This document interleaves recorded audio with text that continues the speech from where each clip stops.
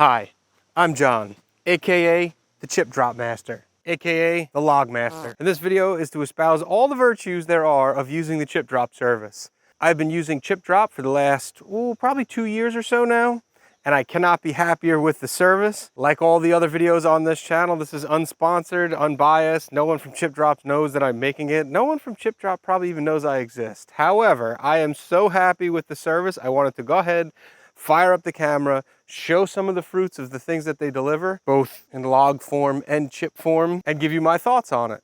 Now, initially, the drops were kind of slow. Now, there are any number of videos out there here on YouTube talking about the benefits of wood chips and how you can use them around the house or in their garden. Gardener Scott has an excellent video on the benefits of wood chips. Also, I speak about how much we use wood chips here in the wood chipper video. I'll link that over here somewhere. And that still remains true to this day. We go through tons, no pun intended, of wood chips here on the property. Between washouts on the roads and paths that we have around, animal business, landscaping, we use tons of chips around here.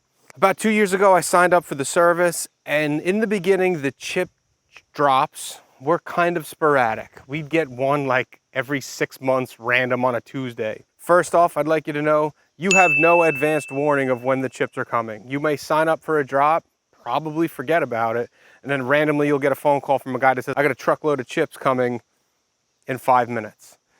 Keep that in mind if and when you sign up for the service, that where you're gonna have it dropped should really be open all the time. Here, obviously, for regular viewers, we're down in the wood zone. It's not really an issue. This area has good entrance and egress, and they can just come and go as they please. So that's the first tip. Keep the area open. Well, how much of an area? Well, that goes into tip number 2. A lot. You're gonna need a lot of space. Now, mind you, this is 2 truckloads worth that the gentleman that was dropping it off did say, hey, I have 2 truckloads to drop off. And I said, that's totally fine, we'll take it. I don't know if the scale actually translates, but we parked the 2025 here, kind of get an idea. And obviously with the tractor in the foreground, it's gonna look bigger, but even still, that's how much we got. It's a lot. Even if you were to only get 1 truckload, it's still a lot. Be friends with your neighbors, because maybe they can come and help lighten your load, taking some of the chips away. For the average homeowner, I'm not sure if Chipdrop is really worth it. You know, this did start out as a homesteading channel, and we are still a working homestead. There's a lot of chips. You're getting a lot. So keep that in mind when you're doing it. That being said, on the Chipdrop app itself, you can kind of flag that you got a recent delivery, and some folks in your neighborhood or geographic area might reach out and say, hey, can I come and get some from you? I only need a wheelbarrow, so. And you can interact if you're a people person or you don't mind people coming to your house. That might work out better if you weren't tucked back like we are here and say you got the delivery on your driveway. You might even post on Facebook Marketplace or something like, hey, I got a ton of chips, come and get some. People need chips for whatever reasons.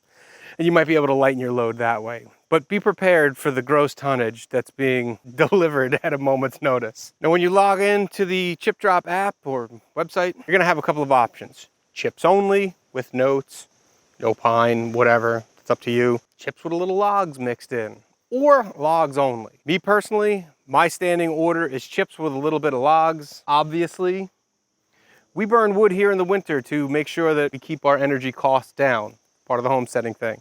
Now, normally for the last 3 years or so, it has been wood from this property that's deadfall, and we'll just cut it up, process it, put it in. Regardless of species, we burn it here. However, as it relates to Chipdrop, the wider the net that you make, chips with a little bit of logs, actually helps out your chances in getting some chips, in my experience.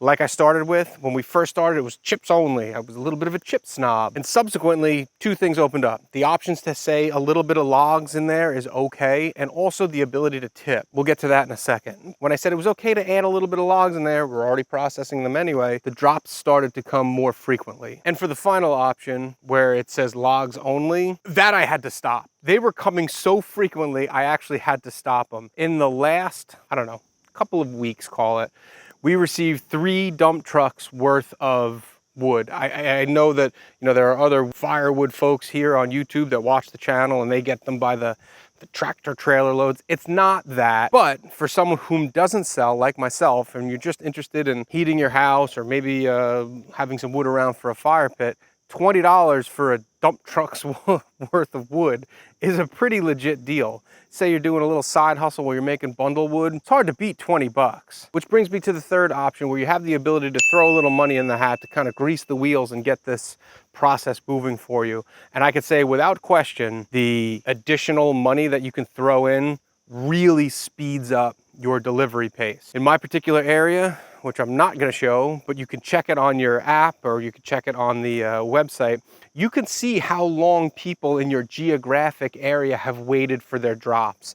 And I'm sure a more data analytical person could map this out without all the data, because there is a marked difference. My house in particular, we've received 4 drops in the last month or so, between logs only, chips and logs, and just chips, versus other people in my geographic area whom have waited 177 days between their drop. I don't know their setup. Are they actively refreshing their request for chip? I don't know any of that. But all I know is that if you look at mine, it says new drop 5 days ago, new drop 5 days ago, and there's other people who have waited hundreds of days for their drops. And to me, the 2 mitigating factors to that would be the additional, throwing them 20 bucks, or opening up your net a little bit and saying, yeah, a little bit of logs are okay. Now, a word about the logs. These logs here are somewhat representative of the load. Now, mind you, not all of this came from Chipdrop. Some of this is from our own work that's gone over the last year.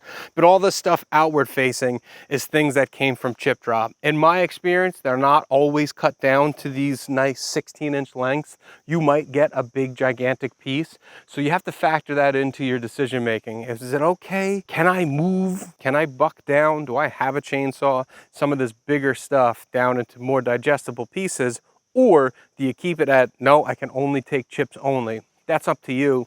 But I could tell you, if you're burning wood or you have anything to do with firewood, you're gonna get some logs. Hopefully you're set up to move this, because when they drop it, it's there. There's no calling them back and come and get it. And fortunately, unfortunately, depending on how you see it, when the guys dropped off the 2 dump trucks worth of logs, you see this here is my entrance into the wood zone. I just had to use the 2025 and kind of carve a path as if it was snow, but it was wood. So I haven't moved it all over yet, but I had to clear a path here just to get in. And then even over there, I just had to clear a path. Now, eventually I'll just start processing here and clear this area out. But no, you might get tons of logs in one shot. For me, it was a blessing. I'm super duper happy. But keep that in mind if you're ordering from Chipdrop. And now I know I'm bouncing back and forth a little bit because that's how my brain works. So thanks for taking the journey in mind with me. But to wrap up the money point, did I pay $20 per each drop? No, actually I didn't. Which was really cool about the individual landscapers or arborists that are coming to drop this stuff off, is that once they get your information, they're just gonna call you back. They might not necessarily go through the Chipdrop app. They're not just gonna drop it off, but they'll call you and say, hey, I got so-and-so, do you want it? The thing with Chipdrop, and what really makes it beneficial for both sides,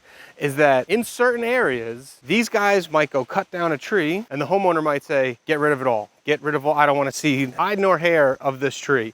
And they're tasked with getting rid of it. Now, a larger tree service might have a disposal site or a place where they can keep their chips and mulch it down and then sell it further on. Or if they're a smaller company, which generally whom you're dealing with at Chipdrop, they have to pay to get rid of it at the dump. So instead of paying to get rid of it, they're making $20, maybe buy lunch for a guy or 2 on the crew, and they're gonna get rid of it at a homeowner's house. It's beneficial for everyone. You need the chips, and they don't wanna pay to get rid of it. So in that case, whether it's for the logs or the chips, if you show that you're willing to take it, they're going to call you again. In my experience, I've had to pump a couple guys' brakes, like, no, I'm good right now. I'm swimming in chips or I'm swimming in logs. I can't take it right now. And you might be able to point them in another direction. I know another guy around the corner who does stuff with wood, and I say, well, why don't you call this guy? And it keeps the relationship going. Like everything else in life, it's about building and maintaining relationships, and the situation with Chipdrop is no different. So no, I haven't paid $20 per each drop that I talked about. It was just the initial 20, and then another 20 with a different landscaper. And then each one has subsequently called me to ask, can I take some more? Which I did.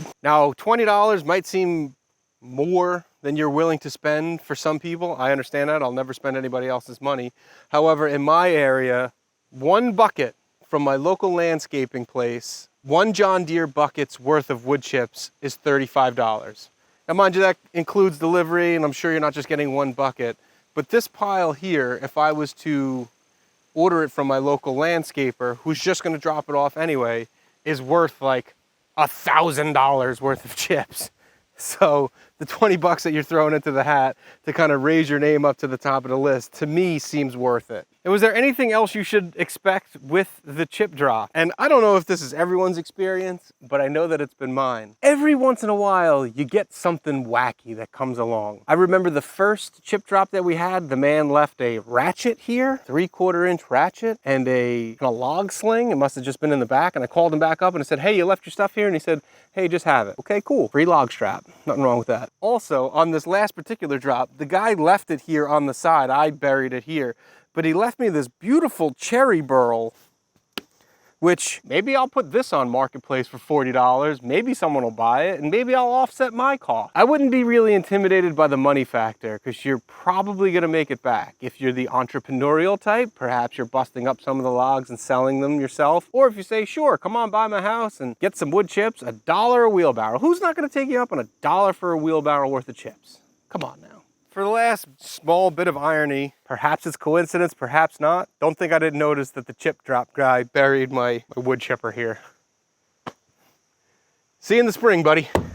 So this last part of the video, let's talk about some of the FAQs that you may have if you've never used chip drop before. What kind of chips are you gonna get? You're at their mercy. Now, that being said, keep in mind that the more filters you put up, the lesser the amount of results that you might get. But you can tell them, no pine, no black walnut. Either one of those could be debated in another video, but you could tell them, I only want X type of chips, and you might get them. The same thing goes for the wood. I do have a standing order that says, no pine, please. I know some people burn pine, it's fine, but here in Southern Maryland, we're overflowing with hardwoods. So you're pretty much getting oak anyway, and that's pretty much what we have. That being said, I did notice that there's a bit of maple in here. There's quite a bit of cherry as well. And while I threw a bunch of gum in here, I don't see a lot of gum that was delivered, which is kind of cool. I'm cool with that. However, in the chips, which I don't really care about so much, there's definitely gum in here. You can smell this gum all the way up by the house. And honestly, I don't mind the smell of gum. I think it smells pretty good. So it's a fringe benefit of receiving 700 tons of wood chips that summer gum, is that you can smell it up by the house. It smells nice. So in regards to amounts, you're kind of at the mercy of the tree service. What you receive, you can have some input in. You could say no to whatever species. Also, while it's not necessarily on the website, it goes back to some of that interpersonal that we're talking about. When the guys called me and said, hey, I have another dump truck's worth of logs, I made sure to ask them again. No pine, right? No, no pine. It was all hardwood. He explained to me what he had, and I said I would take it. So hopefully this little quick video will assuage some of the fears that you have, answer some of the questions that you have about using the chip drop service. If you have any other questions or comments, leave them down below, because I'm sure I forgot something, and I'll be more than happy to answer them. Again, these are my opinions and my experiences, but after a couple of years, I'm pretty comfortable speaking on the chip drop topic. And if you happen to be watching this from Chip Drop itself, hey, thanks for a great service. Really fantastic. Anyway, guys, thanks so much for watching. Goodbye. I'm being eaten alive here. God damn, I forgot the bug spray. Jesus Christ. Where's the bug spray? Jesus Christ.